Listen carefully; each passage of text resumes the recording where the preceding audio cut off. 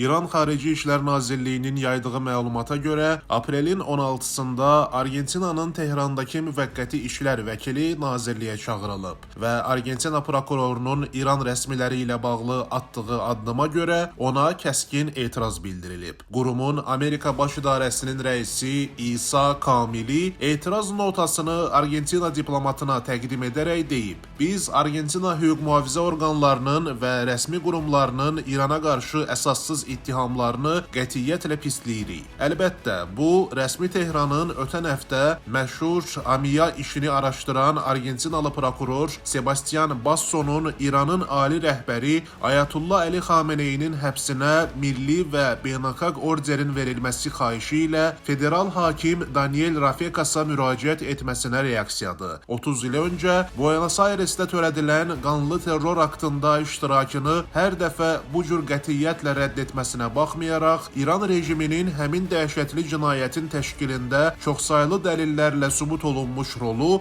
əsla unudulmur və rejim təmsilçiləri bununla əlaqədar vaxtaşırı ağır ittihamlarla üzləşir. İndi isə İran hakimiyyətinin ən yuxarı pilləsində qərar tutan şəxs cinayət təqibi iddiasına məruz qalıb və bu da rəsmi Tehranın isterik reaksiyasına səbəb olub. Söhbət 1994-cü ilin iyul ayında Argentinanın paytaxtı Buenos Airesdə yerləşən və İsrail-Argentina Birgə Assosiasiyası yaxud qısa yazılışda Amiya adlanan Yahudi icması mərkəzində törədilmiş dəhşətli partlayışdan gedir. İntiharçı tərəfindən idarə olunan furqonlu avtomobilə yerləşdirilmiş 275 kiloqram partlayıcı maddənin partlaması nəticəsində mərkəzin yerləşdiyi 5 mərtəbəli bina tamamilə dağılmış, 85 nəfər həlak olmuş, 300-dən çox adam yaralanmışdı. Bu hadisə Argentina tarixində ən çox itkiyə səbəb olan terror aktı sayılır. Hadisənin təhqiqatı çoxsaylı maneələrdən keçmiş, o cümlədən bir sıra yüksək rütbəli Argentina rəsmiləri həqiqətin gizlədilməsinə çalışmışlar. Məsələn, ilk dövrdə terror aktının araşdırılması ilə məşğul olan federal hakim Juan José Galeano aşkar etmişdi ki, 1989-1999-cu illərdə, yəni hadisənin baş verdiyi dövrdə Argentina prezidenti olmuş Carlos Menem Tehranla gizli sövdələşməyə gedərək 10 milyon dollar rüşvət alıb və istintaqın gedişinə çoxsaylı əngəllər yaradıb. Hakim Galeano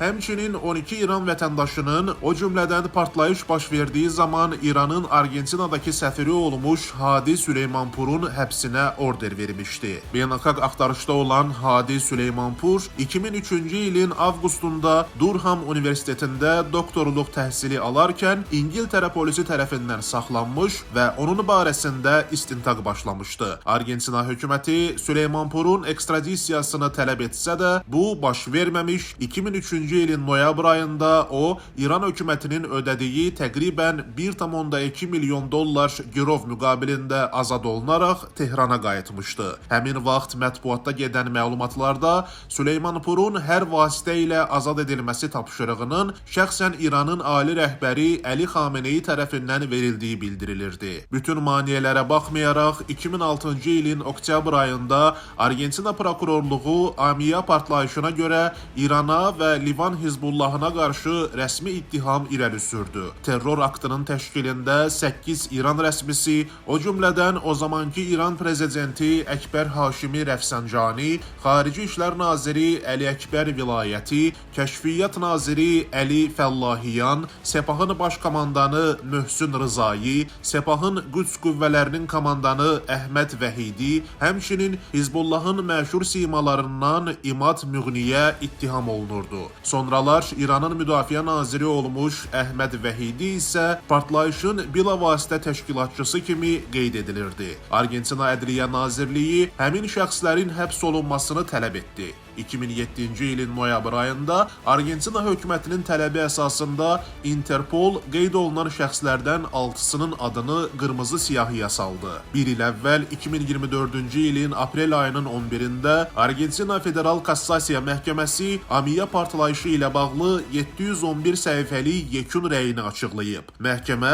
hadisənin İran tərəfindən maliyyələşdirilən Hizbullah tərəfindən törədildiyini birmənalı şəkildə təsdiqləməklə yanaşı, baş verən partlayışı bəşəriyyətə qarşı cinayət kimi qiymətləndirib. Eyni zamanda İranı terrorçu dövlət adlandırıb. Maraqlıdır ki, məhkəmə terror hücumunun motivini o zamanki prezident Menem'in xarici siyasət yanaşması ilə əlaqələndirib. Daha dəqiq desək, Argentina hökumətinin nüvə sahəsində əməkdaşlığa dair 3 sazişin icrasından imtina etməsi İranın bu qanlı olayı təşkil etməsinə səbəb olub. Bu fakt İran rejiminin illərdən bəri beynəlxalq birliyin baş ağrısına çevrilmiş və son günlərdə də gündəmin əsas mövzularından biri olan nüvə proqramının hansı yollardan keçdiyini aydın göstərməkdədir. Prokuror Sebastian Bassonun məsələ ilə bağlı İranın ali rəhbəri Ayatullah Əli Xameneyinin həbsini istəməsinə gəldikdə isə bu barədə Argentinanın ən tirajlı qəzeti olan Clarín ətraflı məlumat verib. Prokurorun çıxardığı qərarı